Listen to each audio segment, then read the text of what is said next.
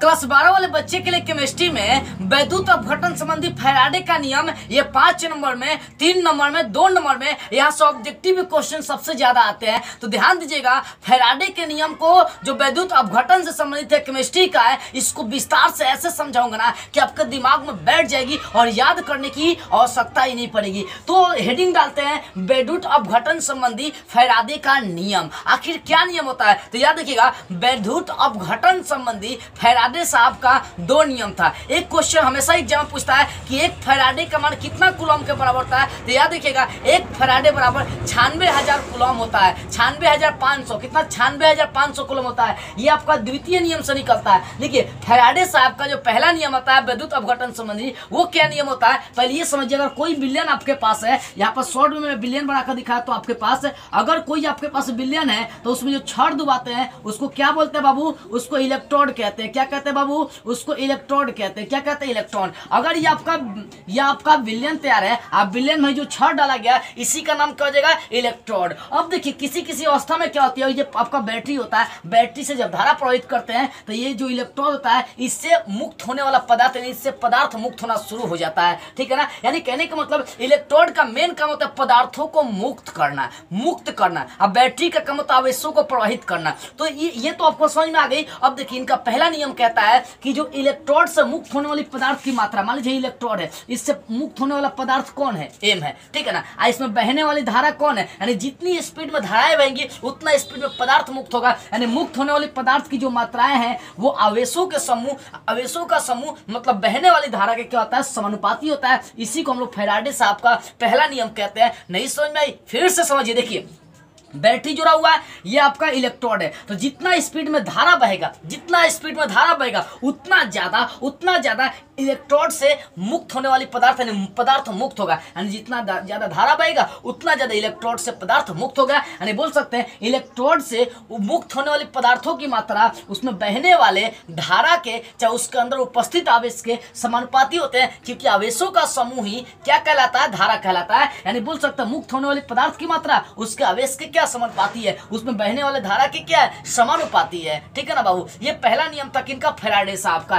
ठीक है, अब इसको चाहेंगे तो आगे भी लोग टर्म के अनुसार बढ़ा सकते हैं। ठीक है, ये पहला नियम था। अब पहला नियम का जैसा पोस्टमार्टम कर देते हैं। ये समझ में आई कि नहीं? देखो, कहने का मतलब, ये बैटरी है, यहाँ से जितना अधिक धारा प्रवाहित करेंगे उतना ज्यादा पदार्थ यहाँ पर मुक्त होगा इलेक्ट्रोड से। यानी इलेक्ट्रोड में, यानी इलेक्ट्रॉन जितना धारा प्रवाहित होगा उतना, मतलब जितना अधिक धारा प्रवाहित होगा उतना ही इलेक्ट्रोड से पदार्थ की मात्रा मुक्त होगी, और जितना धारा कम होगा उतना ही कम इलेक्ट्रोड से पदार्थ की मात्रा मुक्त होती है। यानी एकदम सेम समानुपाती चल रहा है ना, कि धारा कम तो मुक्त होने वाले पदार्थ की मात्रा कम, धारा अधिक तो मुक्त होने वाली पदार्थ की मात्रा अधिक है। यानी सिंपली कह सकते हैं कि इलेक्ट्रोड से मुक्त होने वाली पदार्थ की मात्रा यदि m हो, ठीक है ना, और उसके अंदर जो आवेश है वो आपका q हो, तो यहाँ पर m समानुपाती q कह सकते हैं, क्योंकि धारा अधिक तो यहाँ पर मुक्त होने वाला पदार्थ की मात्राएं अधिक। यानी पहला इनका नियम कहता है, देखिए बाबू, ये जो आपका वैद्युत अपघटन संबंधी जो फैराडे का 2 नियम है, इसका जो पूरा भाषा है इस डिस्क्रिप्शन में दे दिया गया है, जाकर आप इसको देख लीजिएगा, पीडीएफ वहां पर तैयार है। ठीक है,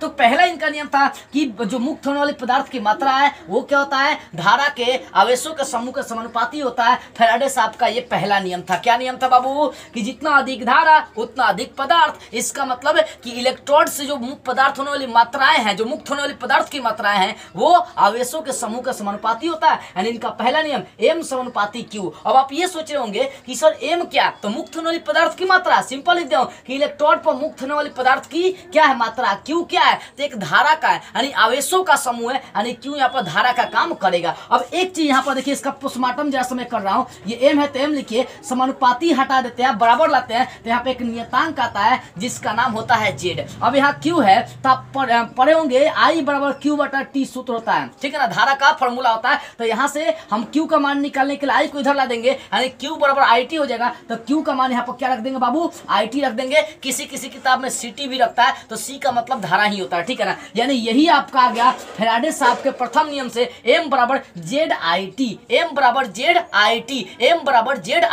अब सोचेंगे Z क्या है? तो Z एक नियतांक आया है, उस नियतांक का मान होता है विद्युत रासायनिक तुल्यांक। क्या नाम होता है? विद्युत रासायनिक तुल्यांक। अपने दिमाग में बैठाइए, कितना आसान है। देखिए, फिर से समझा रहा हूँ, समझिए।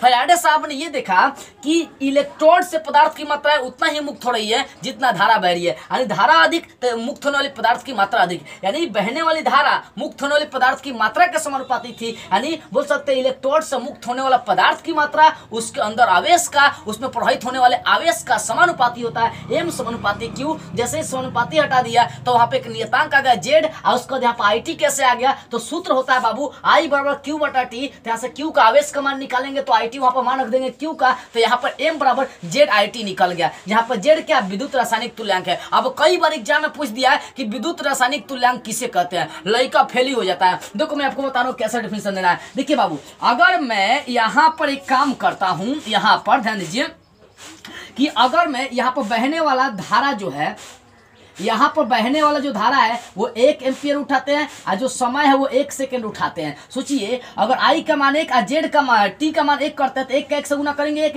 1 का जेड से गुना करेंगे जेड हो जाएगा। यानी यहाँ पर एक कथन हमारा आ जाएगा एम बराबर जेड निकल के चला आएगा। और यही से डिफिनेशन बना सकते हैं विद्युत रासायनिक तुल्यांक का आसानी से। कैसे विद्युत रासायनिक तुल्यांक कैसे कहते हैं, किसे कहते हैं, इसको समझ लीजिए। बहुत इंपॉर्टेंट ये आपका समझिए कि एक टॉपिक बन जा रहा है विद्युत रासायनिक तुल्यांक। देखिए बाबू, मैंने क्या किया, धारा का मान 1 एम्पियर, मैंने क्या किया, समय का मान 1 सेकेंड। आदि कहने का मतलब है कि जो आपका विद्युत अपघटन होता है उसमें 1 सेकेंड में जब 1 एम्पियर की धारा प्रवाहित करते हैं तो इलेक्ट्रोड पर जो पदार्थ की मात्राएं मुक्त हो रही है उसे हम लोग क्या बोलते हैं, विद्युत रासायनिक तुल्यांक है। एम का मतलब इलेक्ट्रोड पर मुक्त होने वाला पदार्थ है, तो इतना मुक्त हो रहा था, एम किसके बराबर है, जेड के बराबर है। इसका मतलब जेड का मतलब विद्युत रासायनिक तुल्यांक, यानी कह सकते हैं कि विद्युत अपघटन सेल में, क्योंकि उसी में हमें देखना है, तो विद्युत अपघटन सेल में जब 1 सेकेंड में 1 एम्पियर की धारा प्रवाहित करते हैं तो इलेक्ट्रोड पर जितना पदार्थ की मात्रा आएगी उसी पदार्थ की मात्रा को हम लोग क्या कहते हैं, विद्युत रासायनिक तुल्यांक कहते हैं। मक्खन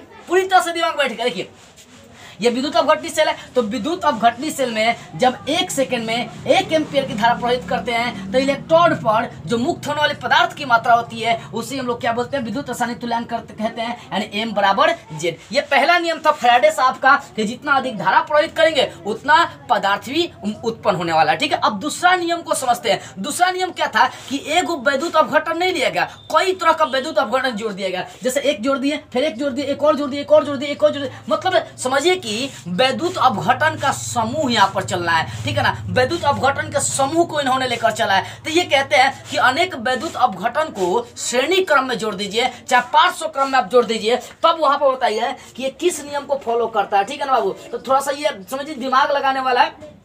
ठीक है, दिमाग लगाने वाला है, यानी श्रेणी क्रम में जोड़ना, लाइन बाय लाइन क्या करना है, जोड़ना है। यानी कहने का सीधा सा ये मतलब है कि फैराडे साहब का दूसरा का नियम कहता है कि अनेक विद्युत अपघटन को श्रेणी क्रम में जब जोड़ते हैं तो वहां पर देखते हैं कि जो मुक्त होने वाला पदार्थ की मात्रा है वो अपने भार के समानुपाती है। अगर 10 को मुक्त हुआ तो अपने 10 वजन को क्या हो जाता है, समानुपाती होता है। ठीक है ना, यानी मान लीजिए अगर यहाँ पर मुक्त, इसमें मुक्त हो रहा है M1 पदार्थ, अगर इसमें मुक्त हो रहा है M2 पदार्थ, इसका जो भार आएगा, जो मुक्त होने वाले पदार्थ की मात्रा है उसका भार E1 लेते हैं, अगर इसमें मुक्त होने वाला पदार्थ E2 लेते हैं तो ये अपने भार के समानुपाती हो जाएगा, यानी M1 बटा E1 M1 बटा M2 बटा E2। यानी सीधी सी बात समझिए, अगर मेरे पास 1 किलो सामान आ गया, ठीक है, मतलब मेरे पास कोई सामान, ये मार्कर है, तो मार्कर है तो इसका कोई भार होगा ना बाबू, तो इसमें क्या होता है कि जितना मार्कर होगा वो अपने भारे के समानुपाती हो जाएगा। यानी सिंपली कह सकते हैं कि इलेक्ट्रोड से मुक्त होने वाली पदार्थ की मात्रा अपने ही तुल्यांकी भार के समानुपाती होता है। किस भार के समानुपाती होता है, तुल्यांकी भार के समानुपाती होता है बाबू,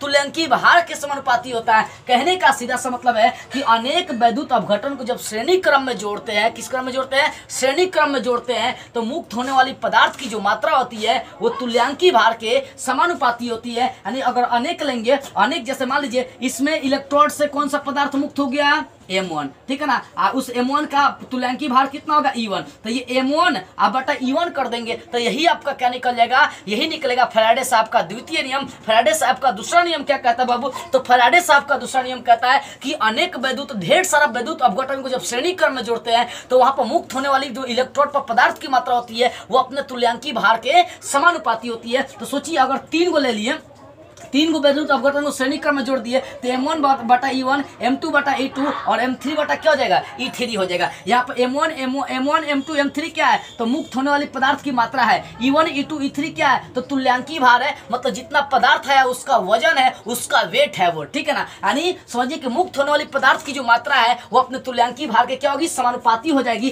तो इसको सिंपली आप कह सकते हैं मुक्त होने वाली पदार्थ की मात्रा को विद्युत रासायनिक तुल्यांक भी कह सकते हैं। क्यों कह सकते हैं, क्योंकि पता है जब धारा 1 और समय 1 उठाते हैं तो M बराबर Z होता है, तो M के जगह पर क्या उठा सकते हैं, Z भी उठा सकते हैं, और ये तुल्यांकी भार E1, E2, E3 को डायरेक्ट क्या उठा सकते हैं, E उठा सकते हैं। यानी कहिए कि अगर पूरा जो समूह है उसका विद्युत रासायनिक तुल्यांक Z लेते हैं, आप पूरे समूह का तुल्यांकी भार E लेते हैं, तो Z समानुपाती हो जाएगा E। यानी दूसरा का नियम आसानी से कह सकते हैं कि वैद्युत अपघटन में विद्युत रासायनिक तुल्यांक अपने ही तुल्यांकी भार के समानुपाती होता है, क्योंकि Z क्या है, तो विद्युत रासायनिक तुल्यांक है, और E क्या है, तो तुल्यांकी भार है। तो कह सकते हैं कि विद्युत अपघटन में विद्युत रासायनिक तुल्यांक अपने ही तुल्यांकी भार के समानुपाती होती है। यही किसका नियम है, फैराडे साहब का दो नियम। मैंने दोनों नियम को विस्तार से समझाइए, एक बार और समझा देना चाहता हूं ताकि कहीं आपसे मिस्टेक नहीं हुआ हो, कहीं आपके दिमाग में जो समझिए कंफ्यूजन बचा हुआ वो खत्म हो जाए। देखिए फैराडे साहब का पहला नियम था कि जितना अधिक धारा उतना अधिक पदार्थ मुक्त होगी, यानी बोल सकते हैं इलेक्ट्रोड पर मुक्त होने वाली पदार्थ की मात्रा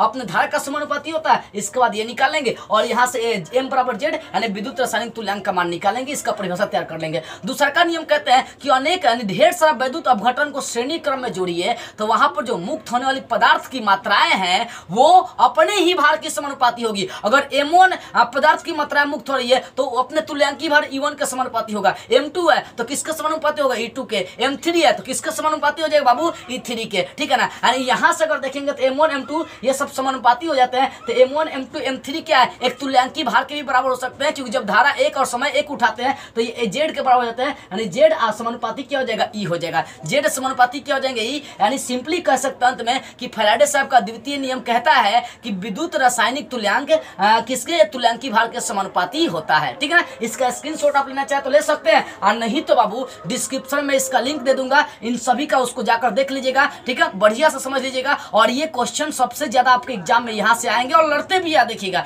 ये जो आपका विद्युत अपघटन संबंधी फैराडे का नियम था बहुत इंपॉर्टेंट है, मैंने इसको मक्खन करा दी, सिंपल भाषा में आपको समझा दिया, ठीक है। यदि आप इंपॉर्टेंट प्रश्नों का नोट्स लेना चाहते हैं, मुझसे कुछ पूछना चाहते हैं, मुझसे बातें करना चाहते हैं, तो स्क्रीन पर मेरा व्हाट्सअप नंबर है, यहाँ से संपर्क कर सकते हैं। लेकिन ध्यान इस बात करें कि आपको कॉल नहीं करना है, ओनली व्हाट्सएप पर मैसेज करना है। जय हिंद।